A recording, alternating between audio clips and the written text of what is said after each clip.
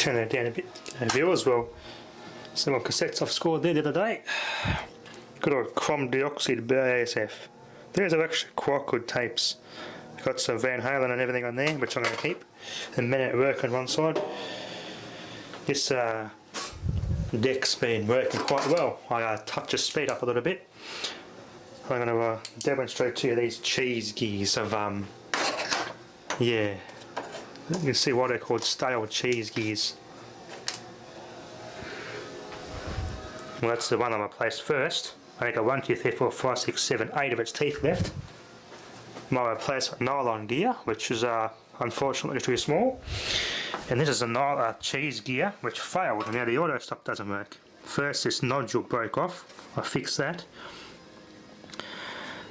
And the teeth started snapping off. One there, I lost 2 teeth there. And a tooth there, which still worked. But I lost 2 teeth here, and the auto stop stopped working.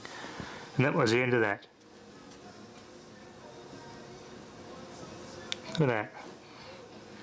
Smells kind of funny too. Cheese gears by Philips. I don't know what Philips are thinking. I think what I can most likely theoretical guess would be the mechanism would be quieter. Because if they had to use all nylon gears, yeah, they're sure as hell are reliable, but they're noisy. Philips' intention was probably to use these where they work the most, which means it's going to be able to less amount of noise. A smooth, quiet mechanism. I think that would have been what the intention was, Philips using that sort of a thing. Then my replacement one there, that one's working quite well.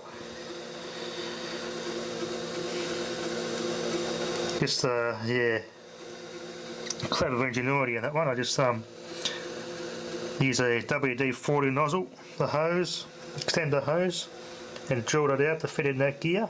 And that WD-40 nozzle was then drilled out to 1.5mm to fit that shaft. I hollowed it out with a drill bit, it's fine. There is another one of those little cheese gears down there, but that one is alright, thankfully. But I think that one is actually going to be a lot easier to replace because the size is more common. So hopefully it won't go bad, but if it does, I'll have a replacement that I can easily get. But hopefully it doesn't go bad.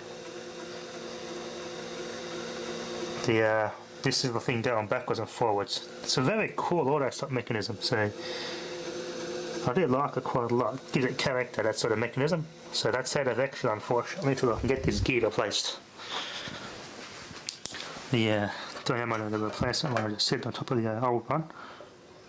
The teeth are right, but the diameter is not quite big enough.